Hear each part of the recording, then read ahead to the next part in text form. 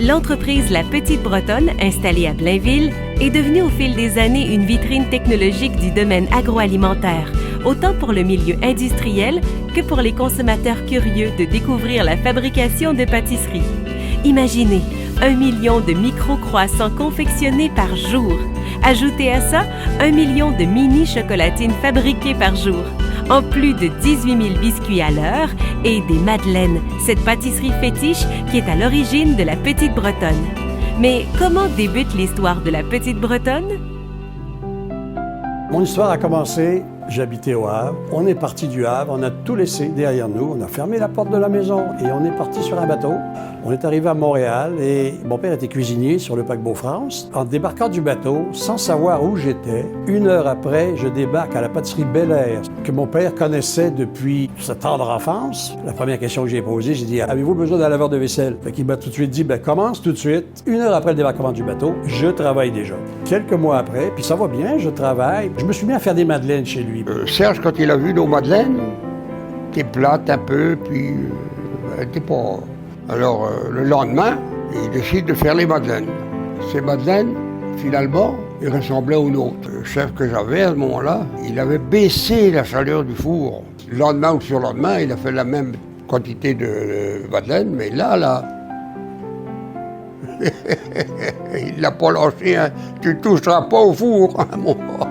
Les madeleines, quand ils sont sortis, étaient bien plus belles que les nôtres. Quelques semaines après, j'ai demandé une augmentation de salaire qui m'a été refusée. Fait là, j'ai dit, je vais m'en aller et je vais faire des madeleines à mon compte. Et je me suis mis à faire des madeleines dans la maison familiale, 3e étage, rue Bélanger. Essayez d'imaginer. Et mon premier client, ça a été le magasin Vanout sur la rue Sainte-Catherine. Et c'est comme ça qu'est née La Petite Bretonne. J'avais photographié une poupée bretonne que j'avais pour faire le logo.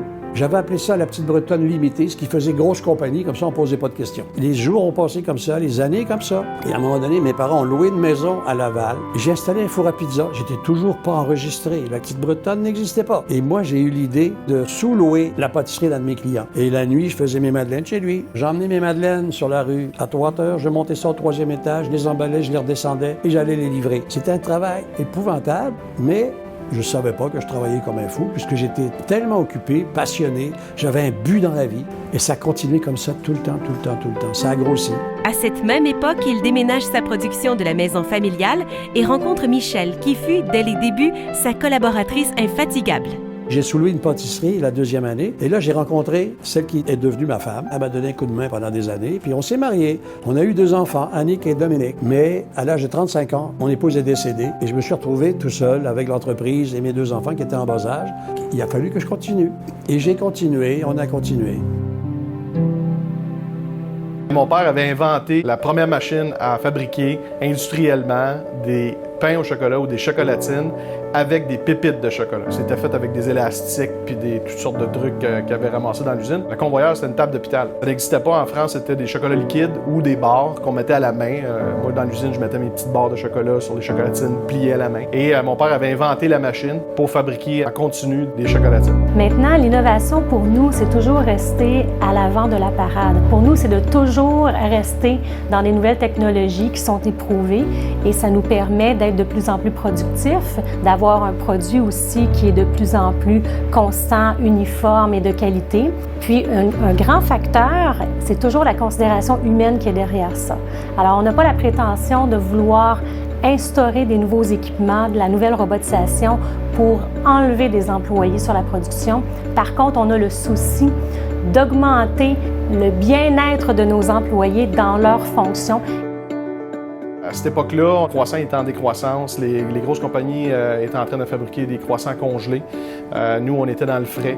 Puis, mon père avait acheté plein de d'ail à croissant quand il avait acheté une des machines à croissant qu'on utilisait. Puis, à un moment donné, il a dit pourquoi vous ne m'attirez pas des petits croissants? On a un d'ail. Puis, on a essayé ce produit-là. Puis, c'est ce qui a fait qu'on a eu un renouveau dans l'industrie. On doublait les ventes à chaque année. Il a fallu acheter une 2e machine. On roulait 24 heures sur 24. Il a fallu laisser tomber plusieurs produits. On devait faire une centaine de produits, des corrodables, des trottoirs, des vols au vent, des muffins. On s'est dit, regarde, si on veut mettre toute l'énergie à bonne place, il y a des choix qu'on doit faire.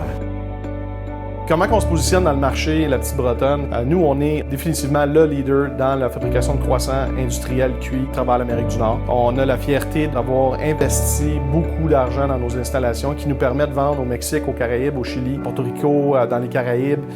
Bientôt, on va rentrer dans d'autres régions du monde, dont l'Asie. On va rentrer en France finalement avant la fin de l'année avec des madeleines au sirop d'érable et le brand va s'appeler La Petite Bohec avec le même logo de notre entreprise. Bien, les défis de la logistique, là, la plupart du temps, ça va avec l'exigence des clients, l'exigence des douanes aussi, évidemment, mais il faut toujours être capable de structurer nos transports pour pas qu'il y ait de délai. Donc, il faut que les documents soient parfaits, il faut que le produit soit parfait, il faut que les transporteurs soient parfaits, à payer à l'occasion plus cher pour avoir un service hors pair. Serge n'a jamais travaillé pour la gloire, n'a jamais travaillé pour l'argent, a toujours travaillé avec passion. Donc, c'est la passion qui l'anime. Puis, quand on est passionné, il n'y en a pas de limite. Donc, non, je ne suis pas surpris. Je suis très fier, par exemple, de son cheminement. Il n'y avait pas de limite et il n'y a jamais d'impossibilité dans sa tête. Serge a comme principe, tout ce que l'humain peut penser, il peut réaliser. Mon père, pour communiquer ses valeurs, c'est pas très compliqué parce que c'est un homme de valeurs à la base. Donc, il a juste à rester lui-même.